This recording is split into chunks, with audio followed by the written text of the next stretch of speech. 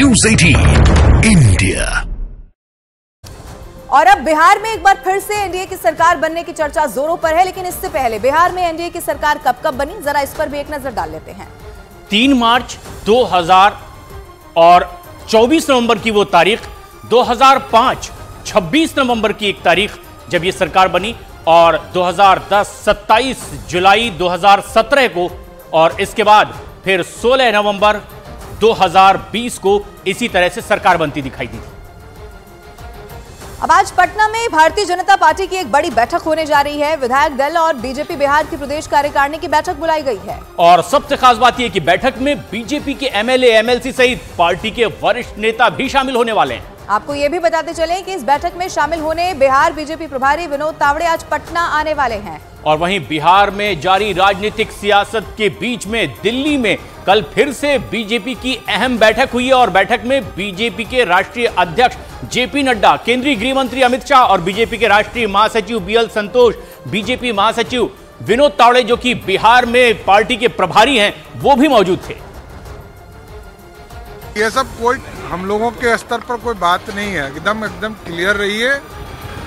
Bihar Bharatiya Janata party जिस तरह लड़ते रही है, वो आगे भी लड़ते रही है। किसके खिलाफ लड़ते हैं? मोदी कह रहे हैं कि दरवाजा खुलता भी है।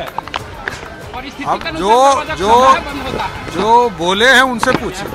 सर, आप अपनी पगड़ी खोलेंगे?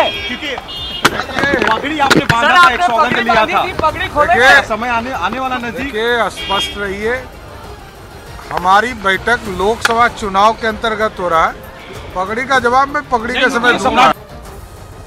और बिहार में इस सियासी उठापटक के बीच आरजेडी और जेडीयू की तकरार में खुद का नुकसान होते देखकर कांग्रेस भी अब एक्टिव हो गई है। कांग्रेस ने विधायक दल की बैठक बुलाई है। हालांकि कांग्रेस की बैठक पटना से बाहर पूर्णिया में बुलाई गई है। कांग्रेस ने बिहार में अपने सभी विधायकों को पूर्णिया बुला लिया है, जहां ताजा राजनीतिक हालात पर चर्चा करने की बात कही जा रही है।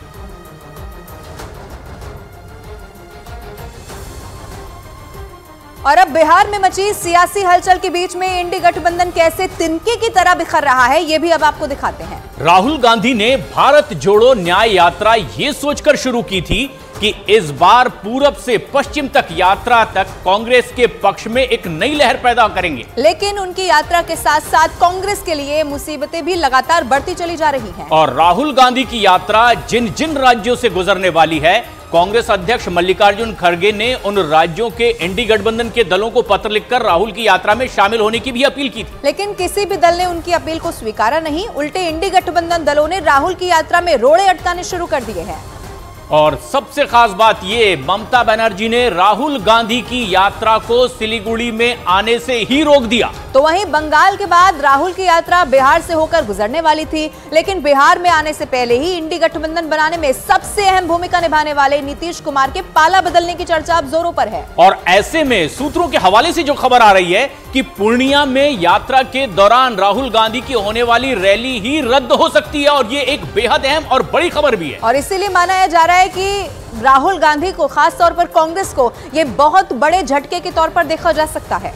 हालांकि कांग्रेस की मुश्किलें सिर्फ यहीं खत्म होने का नाम नहीं ले रही है। सूत्रों के हवाले से खबर यह है कि बिहार कांग्रेस में एक बड़ी टूट बहुत जल्द सामने आ सकती है। अब दावा यह भी है कि कांग्रेस के कई विधायक बीजेपी और जेडीयू के संपर्क में बताए जा रहे हैं। और बिहार में कांग्रेस के कुल मिलाकर 19 विधायक हैं, और सूत्रों के हवाले से जो खबर आ रही है, इनमें से 10 विधायक बीजेपी और 9 विधायक जेडीयू के संपर्क में लगातार बने हुए हैं। अब मुश्किलें कांग्रेस की यहीं खत्म नहीं होती। कांग्रेस के ही सूत्रों की अगर माने तो बिहार कांग्रेस के 13 विधायकों के मोबाइल फोन भी बंद हैं। बिहार में सियासी उलटफेर के खबरों के बीच बड़ी खबर सामने आई है। सूत्रों से मिली जानकारी के मुताबिक कांग्रेस 2 भाग में बंटने के लिए तैयार है। बिहार में कांग्रेस के कुल 19 विधायक हैं, जिसमें 10 विधायक बीजेपी के संपर्क में हैं, तो 9 विधायक जेडीयू के संपर्क में हैं। ऐसे में अगर सरकार बनाने के लिए कांग्रेस टूटती है तो बिहार में शायद ही कांग्रेस के कोई विधायक उनके पार्टी में बच पाए। साफ तौर पर समझा जा सकता है कि बिहार में जिस तरह से सियासी उलटफेर की खबरें सामने आ रही हैं, जिसमें नीतीश कुमार पुराने गठबंधन यानी महागठबंधन को छोड़कर एनडीए में जाने का मन बना लिए हैं, तो वहीं अगर जरूरत पड़ी सरकार में विधायकों की, तो दोनों तरफ कांग्रेस के जो 19 विधायक हैं उसमें से 10 विधायक बीजेपी के संपर्क में हैं, तो 9 विधायक जेडीयू के नेताओं से बात कर रहे हैं। ऐसे में साफ तौर पर समझा जा सकता है कि अगर कांग्रेस टूटी तो शायद ही कांग्रेस के बिहार में विधायक बच पाए। उनकी कोई पुष्टि नहीं है। अब हमारी पार्टी के ताल्लुक से भी एमएलए जो कि हमारे साथ पार्टी के साथ चट्टानी एकता के साथ खड़े हैं और उनके बारे में भी अनर्गल बयान चला आ रहा है। और उधर आज नीतीश कुमार बक्सर दौरे पर रहने वाले हैं, जहां वो कुछ परियोजनाओं का उद्घाटन करेंगे। लेकिन इसी बीच जेडीयू ने भी कल विधायक दल की बैठक बुलाई है और इसमें सूबे के ताजा हालात पर चर्चा हो सकती है, या फिर विधायकों के मन को फिर से टटोला जा सकता है। और इसके साथ ही जेडीयू ने सभी सांसदों को भी पटना तलब कर दिया है और यहां उनकी अलग से बैठक होने वाली है, यानी जेडीयू भी अपने तमाम विधायकों के साथ चर्चा करके पार्टी को एकजुट करने और एकजुट नया फैसला लेने की तैयारी में है।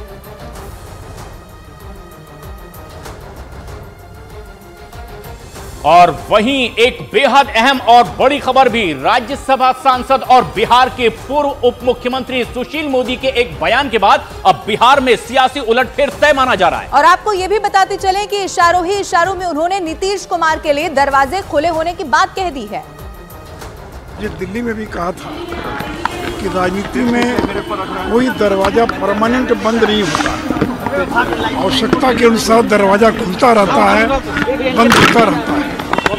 अगर आवश्यकता पड़ेगी तो दरवाजा खुल जाएगा, अगर आवश्यकता नहीं पड़ेगी तो दरवाजा बंद रहेगा। और उधर सियासी उठापटक के बीच बयानबाजी भी जोरों पर दिखाई दे रही है। आरजेडी ने कह दिया है कि लालू यादव को कोई धोखा देने में सक्षम नहीं है। तो वहीं जेडीयू ने कहा है कि नीतीश कुमार फ्रंट फुट पर हैं और इसी तरह से वो हमेशा राजनीति करते हैं। हमारे लालू प्रसाद यादव जी को आज तक न कोई धोखा दिया है और न दे सकता है। इतना क्षमता है उनमें, और वो जनता और धोखा को दे भी सकता है तो जनता धोखा देगी, किसी और में कोई क्षमता। माननीय नीतीश कुमार जी असमंजस की राजनीति नहीं करते। नीतीश कुमार जी सीधे तौर पर राजनीति करते हैं और हम न असमंजस में जनता को रखते हैं, न हम अपने दल के कार्यकर्ताओं को रखते हैं, न किसी को रखते हैं। अब जिनके मन में असमंजस है वो जाने। इस पूरी उठापटक के बीच कांग्रेस ने नीतीश कुमार को मौसम वैज्ञानिक बताते हुए प्रधानमंत्री पद का उम्मीदवार नहीं बनाए जाने पर दूसरी राह पर जाने का आरोप लगा दिया। तो आपको यह भी बता दें कि जेडीयू ने राजनीति को संभावनाओं का खेल करार दे दिया है। वहां जो भी स्थितियां बनी हैं उसका मुख्य कारण नीतीश जी की बार बार पाला बदलने की सियासत है।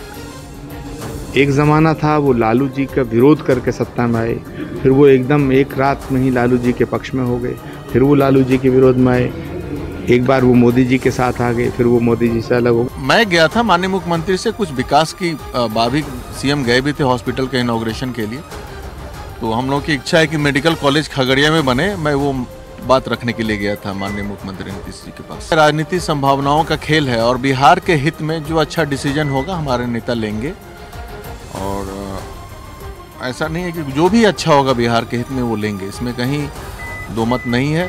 आगे भी लिए हैं, जरूरत पड़ने पे कोई भी डिसीजन लेंगे जो बिहार के हितकारी होगा। अब सवाल यह है कि क्या सच में बिहार में खेला होने जा रहा है, या ये सब कुछ लोकसभा चुनाव की तैयारी के तौर पर खुद को आंकने की कोशिश है। और इसकी तस्वीरें भी जल्द ही साफ हो जाएगी, लेकिन बीजेपी नेता पहले ही केंद्रीय नेतृत्व के फैसले को राज्य हित और पार्टी हित में बताने में जुट चुके हैं। मैं एक कार्यकर्ता हूं और कार्यकर्ता का काम है पार्टी के द्वारा लिए गए निर्णय के अनुरूप अपनी गति को पार्टी के साथ जोड़ना। एनडीए का अपना अपना महत्व है। एनडीए के नेता जो हमारे हैं वो जो चाहेंगे वो हम लोग चाहेंगे, पार्टी जो चाहेगी वो हम करेंगे। अब बिहार में जारी राजनीतिक तपिश के बीच में एनडीए के घटक दलों के बीच में भी बेचैनी बढ़ती हुई से दिखाई दे रही है। जहां चिराग पासवान अगले कुछ घंटों में बिहार की राजनीति के लिए बेहद महत्वपूर्ण बता रहे हैं, तो वहीं उपेंद्र कुशवाहा ने भी बिहार के राजनीतिक माहौल को अब इस वक्त बेहद गर्म बताया है। जो लक्षण दिख रहा है महागठबंधन के अंदर, Nitish Kumar ji JDU versus RJD, उससे तो संकेत मिल ही रहा है ना कि नीतीश जी बेचैन है, परेशान है वहां से बाहर होने के लिए। बहुत पहले ही ये जानकारी आप सबके साथ मैंने साझा की थी कि खरमास की समाप्ति के बाद जब शुभ दिनों की शुरुआत होती है तो उस वक्त ज़रूर बिहार की राजनीति में कई फेरबदल होंगे, जो मौजूदा परिस्थिति में देखने को भी मिल रहा है। तो मैं मानता हूं ऐसे में कि आने वाले कुछ घंटे काफ़ी महत्वपूर्ण है। आज का, कल का, परसों का दिन बहुत महत्वपूर्ण है। और ये एक बड़ी खबर भी है, बिहार की राजनीति में जारी इस उठापटक के बीच अखिलेश यादव का भी अब बयान सामने आ चुका है। एक तरफ उन्होंने कांग्रेस पर निशाना साधा तो दूसरी तरफ नीतीश कुमार के एनडीए में नहीं जाने की सलाह दे दी है। ये कोई सौहार्द नहीं है। हमें उम्मीद है कि नीतीश जी एनडीए में नहीं जाएंगे, नीतीश जी इंडिया गठबंधन को मजबूत करेंगे। अब नीतीश कुमार के खेला करने से पहले ही उनके करीबी विधायक, जिनका नाम बताया जा रहा है गोपाल मंडल, ने बीजेपी के साथ जाने की बात कह डाली है और कहा कि नीतीश कुमार को आरजेडी के लोग अब गालियां देते हैं। वजूद बचाने के लिए, अपना वजूद बचाने के लिए लोग कुछ भी कुछ कर सकता है। वजूद नहीं बच रहा था, इनका मान सम्मान नहीं हो रहा था, इनको भद्दियां गालियां दिया जाता था, फिर इनको मुख्यमंत्री बनना है। अभी बिहार सजने में देर है, तो बिहार को सजाना है, इसलिए नीतीश कुमार का मुख्यमंत्री बनना जरूरी है।